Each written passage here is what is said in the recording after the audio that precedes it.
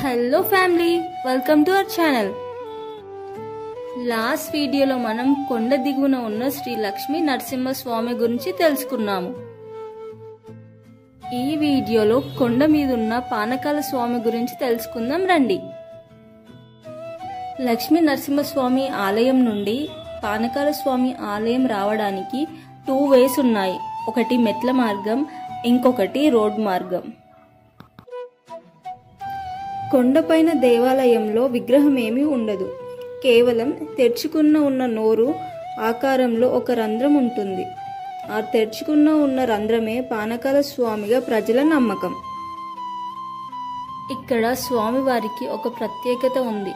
పానకాల స్వామి పానకం, బెల్లం, పంచదార, చక్కెర అభిషేకం చేస్తే అభిషేకం చేసిన పానకంలో సగం పానకాన్ని స్వామి త్రాగి మిగిలిన సగాన్ని మనకు ప్రసాదంగా వదిలిపెడతాడట. ఎంత పానకం అభిషేకించినా అందులో సగమే త్రాగి మిగిలిన సగాన్ని భక్తులకు వదలడం ఇక్కడ విశేషం.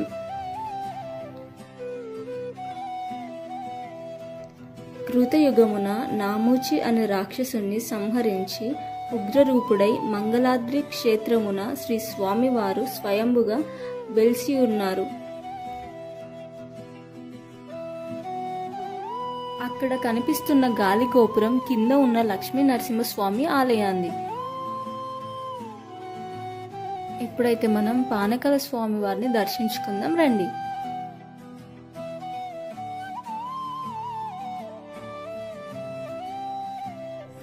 స్వామివారిని దర్శించుకొని బయటికి వచ్చాక మనకి ఇక్కడ రాజ్యలక్ష్మి అమ్మవారిని కూడా దర్శించుకోవచ్చు. ఇక్కడ మనకి చాలా ఉపాలయాలు కనిపిస్తాయి. ఇక్కడ మనకి ఆంజనేయ స్వామి వారు కూడా దర్శనమిస్తారు. ఈ ఆలయం నుంచి కొంచెం పైకి వెళ్తే అక్కడ మనకి లక్ష్మీ ఆలయం ఉంది.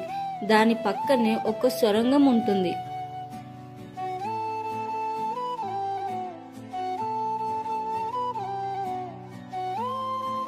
ఇదే అండి ఆ సొరంగ మార్గం. ఈ సొరంగ మార్గం దారి నుంచి వెళ్తే కృష్ణ తీరాన ఉన్న ఉండవల్లి గుహల్ని చేరుకోవచ్చు.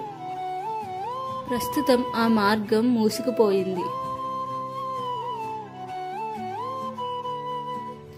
లక్ష్మీమాత ఇక్కడ తపస్సు చేసింది కనుక ఈ పర్వతమును మంగళగిరి పర్వతము అని అంటారు.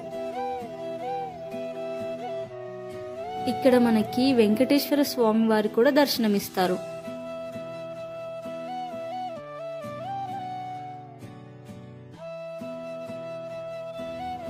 ఇదే అండి లక్ష్మీ అమ్మవారి ఆలయం. ఈ వీడియోకి ఇంతే అండి. నెక్స్ట్ వీడియోలో గాండలయ్య స్వామి వారి గురించి తెలుసుకుందాము. ఇలాంటి మరిన్ని వీడియోస్ కోసం please like, share and subscribe to our channel.